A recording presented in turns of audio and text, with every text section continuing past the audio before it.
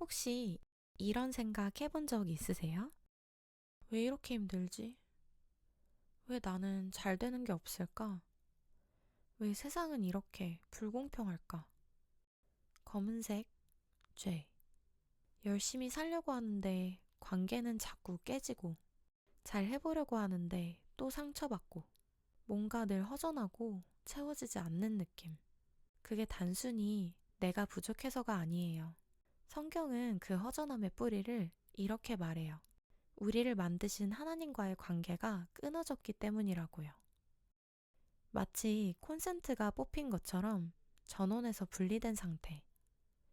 근데 여기서 중요한 게 있어요. 우리가 흔히 생각하는 죄는 내가 뭔가 나쁜 짓을 했을 때잖아요. 거짓말을 했다, 남을 속였다, 뭔가 잘못을 저질렀다. 근데 성경이 말하는 죄는 그게 아니에요. 죄는 행위가 아니라 신분이에요. 옛날로 치면 이런 거예요. 왕족으로 태어나면 신분이 왕족이고, 귀족으로 태어나면 신분이 귀족이고, 노비로 태어나면 신분이 노비인 거죠. 내가 뭘 했느냐가 아니라 어디서 태어났느냐가 신분을 결정하는 거죠. 성경은 말해요. 인류의 첫사람 아담이 하나님과의 관계에서 벗어나는 순간 그 후손은 태어날 때부터 죄인의 신분을 갖게 됐다고요. 내가 나쁜 짓을 많이 해서 죄인이 된 게 아니에요. 죄인의 신분으로 태어난 거예요. 그리고 그 신분으로 삶을 마치면 하나님과의 단절은 영원히 이어져요. 성경은 그것을 지옥이라고 해요. 하나님과 완전히, 영원히 분리되는 것. 그래서 우리 삶에 고통이 있고, 공허함이 있고, 아무리 채우려 해도 채워지지 않는 빈자리가 있는 거예요.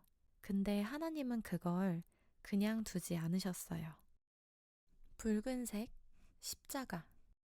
죄인의 신분으로 태어났다는 게 무슨 의미냐면요. 노비로 태어난 아이는 태어나는 순간부터 빚이 있어요. 자기가 진 빚이 아닌데 신분 자체가 그 빚을 안고 있는 거예요. 아무리 착하게 살아도, 아무리 열심히 일해도 그 신분에서 스스로 벗어날 수가 없어요. 그 빚은 노비 스스로 갚을 수 없어요. 갚을 수 있는 건 주인뿐이에요. 우리도 마찬가지예요. 죄인의 신분으로 태어났으니까 내가 아무리 착하게 살아도 아무리 선한 일을 해도 그 신분의 빚을 스스로 갚을 방법이 없어요. 그래서 하나님이 직접 오신 거예요. 우리를 만드신 그 하나님이 친히 사람이 되어 이 땅에 오셨어요. 그게 바로 예수님이에요. 예수님은 그 빚을 대신 갚아주셨어요. 십자가에서 흘리신 피가 바로 그 값이에요. 내가 갚을 수 없는 것을 하나님이 직접 사람이 되어 당신의 생명으로 갚아주신 거예요. 감옥문이 열린 거예요. 내 힘으로는 절대 열 수 없었던 그 문이 예수님의 보혈로 이미 열렸어요. 이제 나오기만 하면 돼요.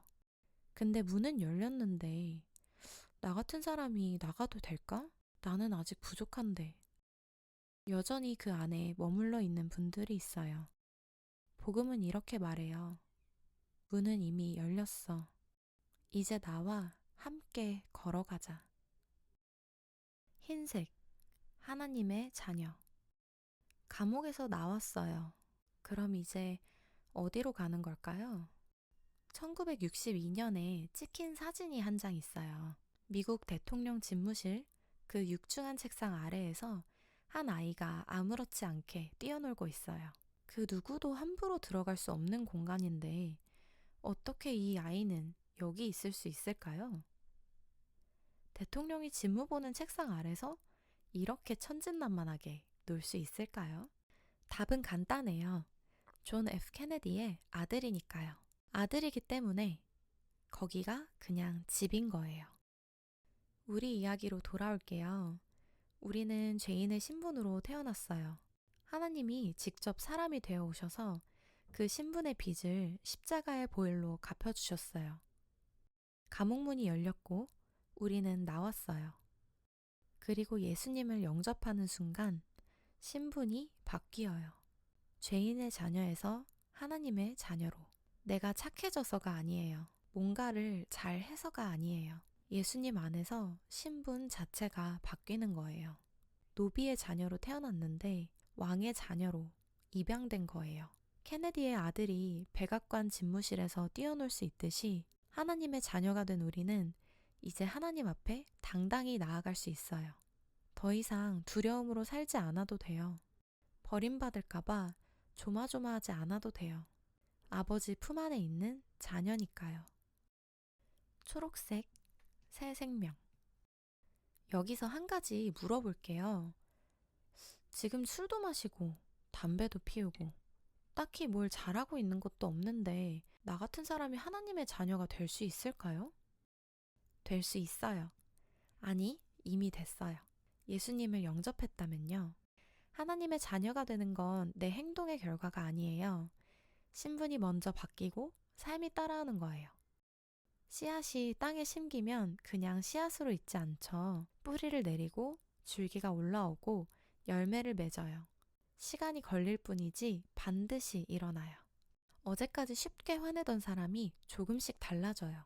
억지로가 아니라 사랑받았다는 걸 알게 되니까 자연스럽게 달라지는 거예요. 거창한 게 아니에요. 가족한테 먼저 미안하다고 말하는 것, 옆 사람 밥 한 번 사주는 것, 그런 일상의 작은 걸음들이에요. 내가 변해야 자녀가 되는 게 아니라 자녀가 됐으니까 변해가는 거예요. 황금색, 하나님의 나라. 소망이 있다는 게 얼마나 삶을 바꾸는지 아세요? 같은 고난도 끝이 있다는 걸 알면 버틸 수 있어요. 같은 하루도 향하는 곳이 있으면 다르게 보여요. 예수님은 말씀하셨어요. 내 아버지 집에 거할 곳이 많다. 내가 너희를 위해 거처를 준비하러 간다. 천국은 막연한 희망이 아니에요. 아버지가 자녀를 위해 방을 준비해 놓은 집이에요. 우리가 돌아갈 집이에요. 그곳에는 더 이상 눈물도 없고 아픔도 없고 하나님과 함께 영원히 거하는 삶이 기다리고 있어요. 그리고 그 나라는 죽고 나서야 시작되는 게 아니에요. 하나님의 자녀가 된 지금 이 순간부터 기쁨으로, 소망으로, 사랑으로 이미 그 나라의 삶을 살아가는 거예요.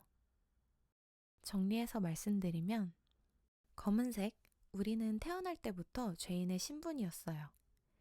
붉은색, 하나님이 직접 사람이 되어 오셔서 그 빚을 십자가의 보혈로 갚아주셨어요. 흰색, 예수님을 영접하는 순간 하나님의 자녀로 신분이 바뀌어요. 초록색, 그 자녀로서 조금씩 변해가는 삶이 시작돼요. 황금색, 그 자녀가 돌아갈 집, 하나님의 나라가 있어요. 이게 우리를 향한 하나님의 이야기예요. 복음은 먼 이야기가 아니에요. 지금 여기서 당신의 이야기로 시작될 수 있어요. 하나님은 지금 당신을 부르고 계십니다.